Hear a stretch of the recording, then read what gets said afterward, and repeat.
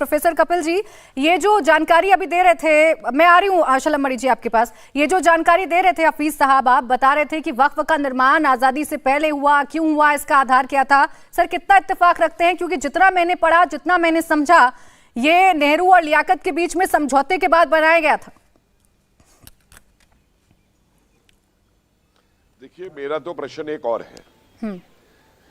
पाकिस्तान से जो हिंदू छोड़ के आए थे अपनी प्रॉपर्टीज वहां पे, क्या उनके लिए वहां पे हिंदू बोर्ड बना? जितने मुसलमान इधर से गए उनको वहां पे बसा दिया गया। और यहां पे नेहरू ने कहा कि नहीं नहीं नहीं नहीं नहीं, इनको छोड़ दो, ये जब चाहे वापस आके रह ले यहां पे।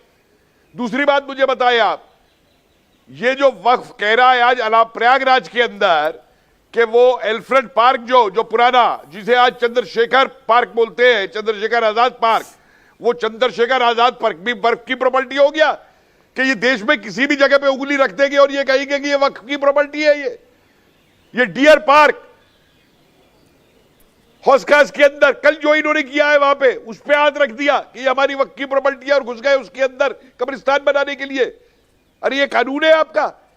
ये दादागिरी हिंदुस्तान में नहीं चलेगी आप।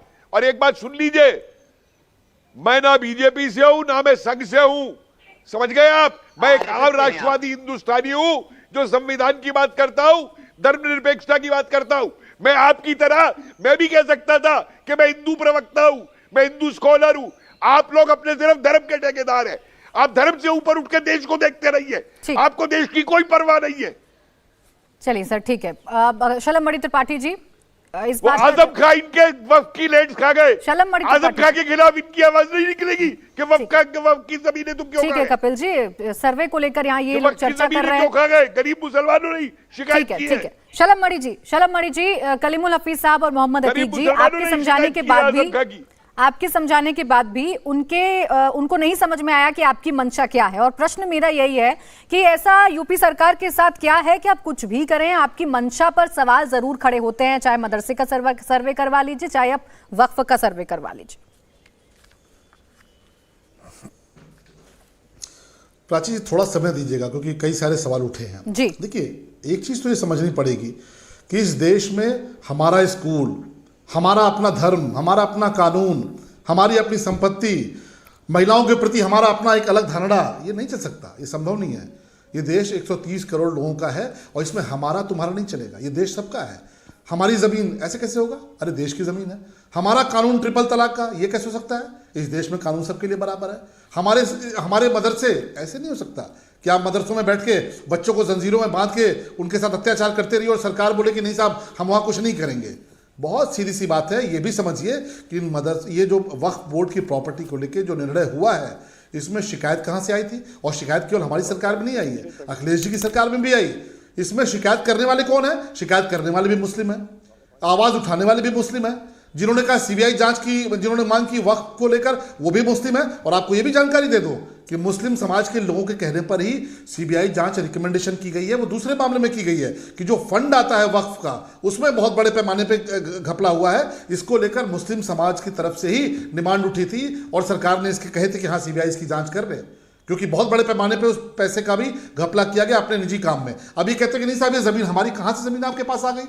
आप कहते हैं कि वक्फ की प्रॉपर्टी है, तो तमाम जो बंजर जमीनें हैं, तमाम जो गांव की ज़मीनें हैं, वो गांव की ज़मीनें कैसे इसमें शामिल कर ली गई? अगर सरकार की ज़मीनें उसमें शामिल हो रही हैं, वक्फ प्रॉपर्टी में सरकारी जो बंजर ज़मीन है वो भी शामिल की जा रही है, तो सरकार का अधिकार क्यों नहीं ये जानने का है कि ये प्रॉपर्टी कहाँ यूज़ की जा रही है? और आप चाहते हैं कि आप इसको खानदानी तरीके से इसका उपयोग करिए, आप अपने हित में इसका उपयोग करिए, जो साधारण मुसलमान है उसको कोई अधिकार न मिले। ये कैसे हो सकता है? आपकी मंशा गलत है। इसलिए आपको जो भी अच्छे काम होते हैं, और ये साधारण मुसलमानों के लिए मुझे लगता है कि ऐतिहासिक काम है, कभी नहीं हुआ। साधारण मुसलमान जो है उनसे पूछिए, जिन लोगों ने शिकायत की उनसे पूछिए, जो शिकायत करता है उनके नाम पढ़ के दे दूंगा आपको, सारे के सारे मुस्लिम हैं। और आप कहते हैं कि नहीं साहब ये बड़ा गलत हो रहा है। अभी आपने प्राची एक बात की कि जो लोग पाकिस्तान चले गए थे, बहुत अच्छा टॉपिक ये भी है, जो लोग पाकिस्तान चले गए उनकी प्रॉपर्टी को कहते हैं शत्रु संपत्ति, यानी उनकी जो प्रॉपर्टीज बची थी वो सरकार के कब्जे में रहनी चाहिए। और अभी कपिल साहब जो बता रहे थे, आजम खान साहब जो जेल गए हैं, वो किस मामले में जेल गए? वो शत्रु संपत्ति पर कब्जे करने के मामले में जेल गए, क्योंकि शत्रु संपत्ति पर किसी का अधिकार नहीं होता, सरकार का अधिकार होता है। ये वो लोग होते हैं जिनकी जमीनें यहां पर रह गई, वो पाकिस्तान चले गए, उन्होंने पाकिस्तान ऑप्ट किया, उनकी जमीन पर सरकार का कब्जा होना चाहिए, उस पर सरकारी बिल्डिंग बननी चाहिए, सरकारी स्कूल बनने चाहिए, सरकारी अस्पताल बनना चाहिए। लेकिन बना क्या? आजम खान की कोठी। अब उनके खिलाफ कार्रवाई होती है तो ये कहते हैं कि मुसलमानों के खिलाफ कार्रवाई हो रही है। सारे घपले आप करो, सारे बेईमानी आप करो, सारा करप्शन आप करो, और उसके बाद जब सरकार उस पर नियंत्रण करने की कोशिश करे आम मुसलमानों के लिए, तो आप ये चिल्लाओ कि मुसलमानों के नाते हो रहा है। तो इसका मतलब कि आपकी मंशा साफ है, आप भी उस भ्रष्टाचार को समर्थन देने वाले हैं, आप भी उस भ्रष्टाचार में लिप्त हैं। और क्यों ना माना जाए कि ओवैसी साहब की हैदराबाद की प्रॉपर्टी अगर चेक कर ली जाए तो वहां भी यही निकले कि वक्फ की प्रॉपर्टी उन्होंने कब्जा करके तमाम सारी चीजें बना रखी होंगी, इसीलिए वो इस कानून का विरोध कर रहे हैं। ठीक है, अब देखिए कलीमुल हफीज साहब बहुत विस्तार से बता दिया कि भाई अगर कहीं पर कोई गलत इस्तेमाल वक्फ की प्रॉपर्टी का हो रहा है तो ये सरकार के अधिकार क्षेत्र से कैसे बाहर हो गया, और कैसे आपने जोड़ लिया कि एक धर्म विशेष के साथ जी बहुत गलत हो रहा है उत्तर प्रदेश में? देखिए, पहली बात तो आप ये फर्क कर लीजिए कि एनिमी प्रॉपर्टी और वक्फ प्रॉपर्टी में फर्क है। जो लोग पाकिस्तान चले गए उनकी यहाँ प्रॉपर्टी रह गई, उसको एनिमी प्रॉपर्टी कहा गया, उसको वक्फ नहीं कहा गया। वक्फ प्रॉपर्टी पहले से थी, उसी को वक्फ कहा गया। दूसरी बात, भारतीय जनता पार्टी केंद्र में है और दिल्ली में 488 कब्रिस्तान की जगह सिर्फ 30 कब्रिस्तान बचे हैं, और दिल्ली की जो एजेंसी है डीडीए, एनडीएमसी, सीआरपीएफ, सीबीआई का खुद ऑफिस ये वक्फ की जमीन को कब्जा के बना रहे हैं वो लोग। अब क्या मोदी जी, क्या अमित शाह जी, क्या शलम त्रिपाठी साहब की बीजेपी उसको छोड़ेगी? उसको नहीं छोड़ रही है। 488 कब्रिस्तान में सिर्फ 30 कब्रिस्तान बचे हैं। आज प्रदर्शन का नाटक तो किया है बीजेपी ने। क्या बीजेपी टीवी पे बैठ के ये कहेगी कि हम वक्फ की प्रॉपर्टी रिलीज कराएंगे? वो जो सेंट्रल गवर्नमेंट के जो उनके दफ्तर बन रहे हैं मस्जिद और वक्फ की प्रॉपर्टी में, उसको छोड़ेंगे? अरे ये झूठ बोल रहे हैं। यहाँ पे इनकी नजर वक्फ प्रॉपर्टी पे उसे हड़पने की है। ये चाहते हैं वक्फ प्रॉपर्टी को अपने सरकारी कामों में, अपने प्राइवेट कामों में ले लें। अगर ये वक्फ प्रॉपर्टी को रिलीज कराते हैं तो हम इनके साथ हैं।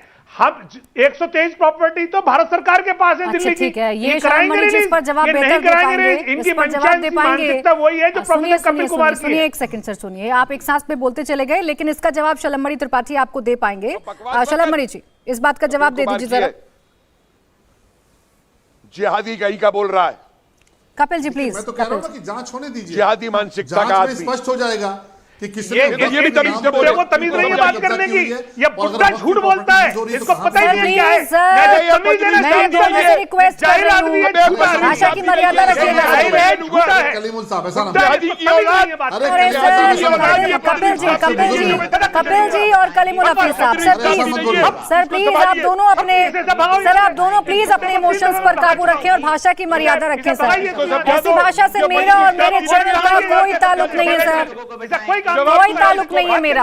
अच्छा सर प्लीज रुकिए, कलीमुल हफीज जी रुकिए सर, रुकिए बोले जा रहा अरे है। रुकिए सर, शब्दों की मर्यादा रखिए कलीमुल हफीज साहब। इसके नाम तू जिहादी बोल सकता है हमें? तू जिहादी बोलेगा? कलीमुल हफीज साहब, क्या ये संस्कृति है आपकी पार्टी की? बोलेगा? क्या ये संस्कृति है आपकी पार्टी की? मेरे कहने पर कपिल जी खामोश हो गए सर, आप भी थोड़ा शांत हो जाइए। अरे तू एजेंट क्या पाकिस्तान का? जिहादी बोलेगा मुझे? कपिल जी प्लीज, यहाँ पर कोई किसी को सर्टिफिकेट नहीं बांटेगा। आप दोनों से मेरी रिक्वेस्ट है। इंडिया टीवी हर वक्त हर जगह डाउनलोड करने के लिए सर्च करें India TV news Google play store या ऐप स्टोर पर।